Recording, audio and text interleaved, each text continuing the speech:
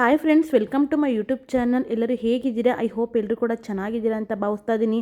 ಹಾಗೆ ನೀವು ಇನ್ನೂ ಕೂಡ ನನ್ನ ಚಾನಲನ್ನು ಸಬ್ಸ್ಕ್ರೈಬ್ ಮಾಡ್ಕೊಳ್ಳದೆ ವಿಡಿಯೋಗಳನ್ನ ನೋಡ್ತಾ ಇದ್ದೀರಾ, ದಯವಿಟ್ಟು ವಿಡಿಯೋಗಳನ್ನ ಸಬ್ಸ್ಕ್ರೈಬ್ ಮಾಡ್ಕೊಂಡು ನೋಡಿ. ಹಾಗೆ ಪಕ್ಕದಲ್ಲೇ ಕಾಣ್ತಾ ಇರೋಂಥ ಬೆಲ್ ಐಕನನ್ನು ಕ್ಲಿಕ್ ಮಾಡಿ ಅಂತ ಹೇಳ್ತಾ ವಿಡಿಯೋನ ಸ್ಟಾರ್ಟ್ ಮಾಡ್ತಾ ಇದ್ದೀನಿ. ಈ ಕಡೆ ಬ್ರಹ್ಮಗಂಟು ಸೀರಿಯಲ್ನಲ್ಲಿ ರೋಚಕ ತಿರುವನ್ನತ್ತೆ ಹೋಗ್ತಾ ಇದೆ.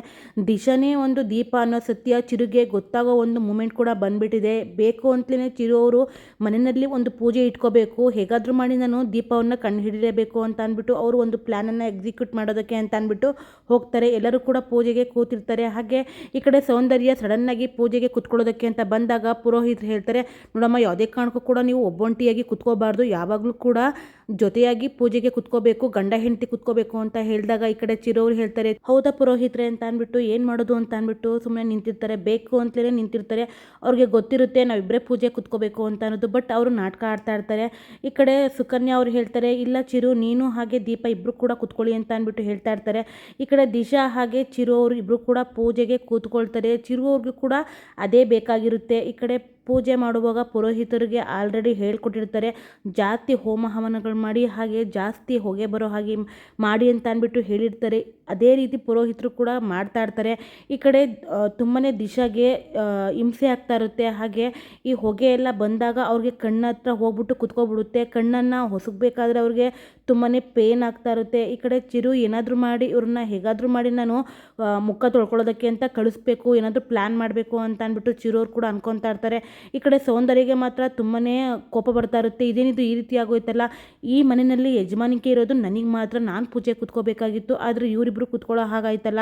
ಆ ಗುರು ಸರಿಯಾಗಿದ್ದರೆ ಎಲ್ಲನೂ ಕೂಡ ಸರಿ ಹೋಗಿರೋದು, ಬಟ್ ಗುರುನ ನಾನೇ ಸಾಯಿಸಿರೋದು ಅಂತ ಅನ್ನೋ ವಿಷಯ ಯಾರಿಗೂ ಕೂಡ ಗೊತ್ತಾಗಬಾರ್ದು ಅಂತ ಅವರು ವೆಯ್ಟ್ ಮಾಡ್ತಾ ಇರ್ತಾರೆ. ಆದರೆ ಆಲ್ರೆಡಿ ಎಲ್ಲ ವಿಷಯನೂ ಕೂಡ ಗೊತ್ತಾಗ್ತಾ ಇರುತ್ತೆ. ಗುರು ಅವರು ಆಲ್ರೆಡಿ ನರಸಿಂಹನ ಮನೆಯಲ್ಲಿ ಇರ್ತಾರೆ. ಅಲ್ಲಿ ಗೊತ್ತಿರುತ್ತೆ ಚಿರು ಅಣ್ಣ ಅಂತ ಎಲ್ಲರಿಗೂ ಕೂಡ ಗೊತ್ತಾಗ್ತಾ ಇರುತ್ತೆ. ಯಾಕೆಂತಂದರೆ ಇವರು ನೋಡೋದಕ್ಕೆ ಚಿರು ಥರನೇ ಇದ್ದಾರೆ ಅಂತ ಎಲ್ಲರೂ ಕೂಡ ಹೇಳ್ತಾ ಇರ್ತಾರೆ. ಇದನ್ನು ನೋಡಿ ನರಸಿಂಹನಿಗೆ ಸ್ವಲ್ಪ ಶಾಕ್ ಕೂಡ ಆಗ್ತಾ ಇರುತ್ತೆ. ಹೀಗೆ ಸೌಂದರ್ಯ ಅವರು ಗುರುನ ಸಾಯಿಸ್ಬಿಟ್ಟೆ ಅನ್ನೋ ಒಂದು ಖುಷಿಯಲ್ಲಿ ತೇಲಾಡ್ತಾ ಇರ್ತಾರೆ. ಆದರೆ ಅವ್ರಿಗೆ ಗೊತ್ತೇ ಇರೋದಿಲ್ಲ ಗುರು ಸತ್ತಿಲ್ಲ, ಹೇಗೋ ಸೇಫಾಗಿ ಇದ್ದಾರೆ ಅನ್ನೋ ಒಂದು ಸತ್ಯ ಗೊತ್ತೇ ಇರೋದಿಲ್ಲ. ಹೇಗಾದರೂ ಮಾಡಿ ನಾನು ಇವರನ್ನು ಕಾಪಾಡ್ಕೋಬೇಕು, ಹಾಗೆ ಹುಷಾರು ಮಾಡಬೇಕು ಅನ್ನೋ ಒಂದು ಕಾಳಜಿಯಲ್ಲೇ ನರಸಿಂಹ ಹಾಗೆ ಸಂಜನಾ ಇಬ್ಬರು ಕೂಡ ಟ್ರೈ ಮಾಡ್ತಾ ಇರ್ತಾರೆ. ಸ್ವಲ್ಪ ಚೇತರಿಕೆಯಿಂದ ಅವರು ಹುಷಾರಾಗ್ತಾ ಇರ್ತಾರೆ. ಗುರು ಅವ್ರಿಗೆ ಸ್ವಲ್ಪ ಜ್ಞಾಪಕ ಶಕ್ತಿ ಹೊರಟೋಗ್ಬಿಟ್ಟಿರುತ್ತೆ. ಸೌಂದರ್ಯ ಅನ್ನೋ ಒಂದು ನನ್ನ ಹೆಂಡತಿ ಅನ್ನೋದೇ ಅವ್ರಿಗೆ ಗೊತ್ತಿರೋದೇ ಇಲ್ಲ. ಆದರೆ ದಿಶಾಗೆ ಅನ್ನಿಸ್ತಾ ಇರುತ್ತೆ, ಏನಿದು ಈ ರೀತಿ ಆಗೋಯ್ತಲ್ಲ, ಕಣ್ಣಿಗೆ ತುಂಬಾ ಹೊಗೆ ಬರ್ತಾ ಇದೆ, ನಾನು ಇವಾಗ ಮುಖ ತೊಳ್ಕೊಂಡು ಬರಬೇಕಾಗುತ್ತೆ ಅಂತ ಅಂದ್ಬಿಟ್ಟು ಹೇಳ್ತಾ ಇರ್ತಾರೆ. ಚಿರು ಅವರು, ಹೌದು ದಿಶಾ, ನೀವೀಗ ಹೋಗ್ಬಿಟ್ಟು ಕಣ್ಣನ್ನು ಕ್ಲೀನ್ ಮಾಡ್ಕೊಂಡು ಬನ್ನಿ ಅಂತ ಅಂದ್ಬಿಟ್ಟು ಹೇಳ್ತಾ ಇರ್ತಾರೆ. ದಿಶಾ ಅವರು ಹೋಗ್ಬಿಟ್ಟು ಕಣ್ಣು ಹಾಗೆ ಮುಖನ ಕೂಡ ವಾಶ್ ಮಾಡ್ತಾ ಇರ್ತಾರೆ. ತಕ್ಷಣ ಅವರು ಹಾಕ್ಕೊಂಡಿರೋ ಮೇಕಪ್ ಎಲ್ಲನೂ ಕೂಡ ರಿಮೂವ್ ಆಗ್ತಾ ಇರುತ್ತೆ.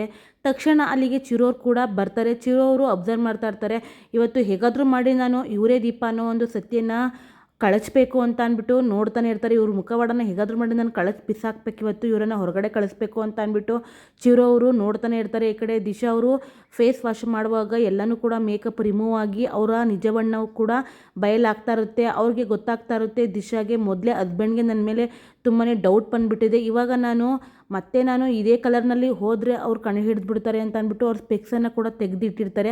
ಆಮೇಲೆ ಸ್ಪೆಕ್ಸನ್ನು ಹಾಕ್ಕೊಳ್ತಾರೆ. ಇದನ್ನು ನೋಡಿ ಚಿರುಗೆ ಅನ್ನಿಸ್ತಾ ಇರುತ್ತೆ, ಹೌದಾ ಇದು ಸತ್ಯನಾ, ನಾನು ಅಂದ್ಕೊಂಡಿದ್ದು ಸತ್ಯನೇ ಆಗೋಯ್ತು, ದಿಶಾನೇ ಒಂದು ದೀಪ ಅನ್ನೋ ಸತ್ಯ ನನ್ನಿಂದ ಮುಚ್ಚಿಟ್ಟಿದ್ದಾರಲ್ರಿ ಇವರು ಅಂತ ಅಂದ್ಬಿಟ್ಟು ತುಂಬಾ ಶಾಕ್ ಆಗ್ತಾರೆ. ಆದರೆ ಅವ್ರಿಗೆ ಕೋಪನೂ ಕೂಡ ಬರ್ತಾ ಇರುತ್ತೆ, ಒಂದು ಕಡೆ ಪ್ರೀತಿನೂ ಕೂಡ ಉಗ್ತಾ ಇರುತ್ತೆ. ಯಾಕೆ ಅಂತ ಅಂದರೆ ನನ್ನ ಪ್ರೀತಿಯಿಂದ ನಾನು ಹೇಗೆಲ್ಲ ನೋಡ್ಕೋಬೇಕು ಅಂತ ಅಂದ್ಕೊಂಡಿದ್ನೋ, ನನ್ನ ದೀಪನ ನಾನು ತುಂಬಾ ಇಷ್ಟಪಡ್ತಾ ಇದ್ದೀನಿ. ಹಾಗೆ ದೀಪ ಅವರು ಕೂಡ ನನ್ನನ್ನು ಎಷ್ಟು ಕೇರ್ ಮಾಡ್ತಿದ್ರು, ಎಷ್ಟು ಚೆನ್ನಾಗಿ ನೋಡ್ಕೊಳ್ತಿದ್ರು, ಆ ಪ್ರೀತಿನ ಇವರು ಎಲ್ಲನೂ ಕೂಡ ಹಾಳು ಮಾಡಿಬಿಟ್ಟಿದ್ದಾರೆ ಅಂತ ಅನ್ನೋ ಒಂದು ಸತ್ಯನ ಕೂಡ ಅವರು ಹೇಳ್ಕೊತಾ ಇರ್ತಾರೆ. ಆದರೆ ಚಿರುಗೆ ಅನ್ನಿಸ್ತಾ ಇರುತ್ತೆ, ನನ್ನ ದೀಪ ಎಲ್ಲೂ ಹೋಗಿಲ್ಲ, ನನ್ನ ಮನೆಯಲ್ಲೇ ಇದ್ದಾಳೆ, ಬದುಕಿದ್ದಾಳೆ ಅನ್ನೋ ಒಂದು ಖುಷಿಯಲ್ಲಿ ಕೂಡ ಅನ್ಕೊತಾ ಇರ್ತಾರೆ. ಒಂದು ಕಡೆ ಕೋಪ ಕೂಡ ಬರ್ತಾ ಇರುತ್ತೆ, ಯಾಕೆ ಈ ರೀತಿ ಇವ್ರು ನನಗೆ ಮೋಸ ಮಾಡಿದ್ರು, ನಾನು ಏನೆಲ್ಲ ಪಾಪ ಮಾಡಿದ್ದೆ ಅಂತ ಅಂದ್ಬಿಟ್ಟು ಹೇಳ್ತಾ ಇರ್ತಾರೆ. ಆದರೆ ಅವ್ರಿಗೆ ಅನ್ನಿಸ್ತಾ ಇರುತ್ತೆ, ಇಲ್ಲ ಇವಾಗ ನಾನು ಸತ್ಯನ ಬೇಗ ಹೇಳಬಾರ್ದು, ಇವ್ರಿಗೆ ಹೇಗಾದರೂ ಮಾಡಿ ನಾನು ಸ್ವಲ್ಪ ಆಟ ಆಡಿಸ್ಬೇಕು ಅಂತ ಅಂದ್ಬಿಟ್ಟು ಅನ್ಕೊತಾ ಇರ್ತಾರೆ. ಈ ಕಡೆ ದಿಶಾ ಅವರು ತುಂಬಾ ಗಡಿಬಿಡಿಯಲ್ಲಿ ಮತ್ತೇ ಮೇಕಪ್ ಮಾಡ್ಕೊಳ್ಳೋದಕ್ಕೆ ಅಂತ ಹೋಗ್ತಾ ಇರ್ತಾರೆ. ಆದರೆ ಚಿರು ಅವರು ಸುಮ್ಮನೆ ಕೂರೋ ಮಾತೇ ಇಲ್ಲ, ಹೇಗಾದರೂ ಮಾಡಿ ನನಗೆ ಸತ್ಯ ಗೊತ್ತಾಗ್ಬಿಟ್ಟಿದೆ, ಆದರೆ ನಾನು ಇದೆಲ್ಲನೂ ಕೂಡ ತಿಳ್ಕೊಂಡೆ, ಆದರೆ ಸೌಂದರ್ಯ ಅದಕ್ಕೆ ಬಗ್ಗೆ ಕೂಡ ನಾನು ತಿಳ್ಕೊಬೇಕು ಅಂತ ಅಂದ್ಬಿಟ್ಟು ಚಿರು ಅವರು ಯೋಚನೆ ಮಾಡ್ತಾ ಇರ್ತಾರೆ. ಹಾಗೆ ದೀಪನೇ ನನ್ನ ಹೆಂಡತಿ, ಆದರೆ ದೀಪ ಯಾಕೆ ಈ ರೀತಿ ನಾಟಕ ಆಡ್ತಾ ಇದ್ದಾರೆ, ಏನೇನೆಲ್ಲ ಅವರು ಒಂದು ಐಡಿಯಾ ಇಟ್ಕೊಂಡು ಈ ರೀತಿ ಮಾಡಿಬಿಟ್ರು ಅಂತ ಯೋಚನೆ ಮಾಡ್ತಾನೆ ಇರ್ತಾರೆ. ಆದರೆ ದೀಪ ನನ್ನ ಹೆಂಡತಿ ಅನ್ನೋ ಒಂದು ಸತ್ಯ ಗೊತ್ತಾಗಿದೆ. ಆದರೆ ನಾನು ಯಾವುದೇ ಕಾರಣಕ್ಕೂ ಕೂಡ ಈ ವಿಷಯನ ದಿಶಾ ಹತ್ರ ಹೇಳಬಾರ್ದು. ಹೇಗಾದರೂ ಮಾಡಿ ನಾನು ನಾಟಕ ಆಡಿಸಿ ಅವ್ರ ಬಾಯಿನಲ್ಲೇ ಬರೋ ಹಾಗೆ ನಾನು ಮಾಡಲೇಬೇಕು ಅಂತ ಅಂದ್ಬಿಟ್ಟು ಚಿರು ಅವರು ಯೋಚನೆ ಮಾಡ್ತಾನೆ ಇರ್ತಾರೆ. ಈ ಮನೆಯವ್ರಿಗೆ ಯಾರಿಗೂ ಕೂಡ ಗೊತ್ತಾಗೋದು ಬೇಡ, ದಿಶಾಗೆ ಇವ್ರು ಇರಲಿ, ಆದರೆ ನಾನು ರೆಡ್ ಹ್ಯಾಂಡಾಗಿ ಇವ್ರನ್ನ ಬೇಕು ಅಂತಲೇ ಅವ್ರ ಬಾಯಿಲೇ ಬರೋ ಹಾಗೆ ಮಾಡ್ತೀನಿ ಅಂತ ಅಂದ್ಬಿಟ್ಟು ಅವ್ರು ಶಪಥ ಕೂಡ ಮಾಡ್ತಾರೆ ಚಿರು ಅವರು. ಆದರೆ ದೀಪಾಗೆ ಅನ್ನಿಸ್ತಾ ಇರುತ್ತೆ, ಯಾಕೆ ಹಸ್ಬೆಂಡ್ ನನ್ನನ್ನು ಇಷ್ಟೊಂದು ಫಾಲೋ ಮಾಡ್ತಾ ಇದ್ದಾರೆ, ಯಾಕೆ ಈ ರೀತಿ ಅವ್ರು ನನ್ನನ್ನು ತುಂಬಾ ಫಾಲೋ ಮಾಡ್ತಾ ಇದ್ರಲ್ಲ ಅಂತ ಅಂದ್ಬಿಟ್ಟು ಯೋಚನೆ ಕೂಡ ಮಾಡ್ತಾನೆ ಇರ್ತಾರೆ ದೀಪ ಅವರು. ಆದರೆ ಚಿರುಗೆ ಮಾತ್ರ ಸ್ವಲ್ಪ ಖುಷಿನೇ ಆಗ್ತಾ ಇರುತ್ತೆ. ನಾನು ತುಂಬಾ ಇಷ್ಟಪಡುವಂಥ ದೀಪ ನನ್ನ ಮನೆಯೇ ಇದ್ದರೂ ಕೂಡ ನಾನು ಕಂಡು ಹಿಡಿಲಿಲ್ವಲ್ಲ ಅಂತ ಅಂದ್ಬಿಟ್ಟು ಸ್ವಲ್ಪ ಕೋಪನ ಕೂಡ ಮಾಡ್ಕೊತಾ ಇರ್ತಾರೆ. ಆದರೆ ಅವ್ರ ಫ್ರೆಂಡನ್ನು ಕೂಡ ಕರೆಸಿರ್ತಾರೆ ಮನೆಗೆ.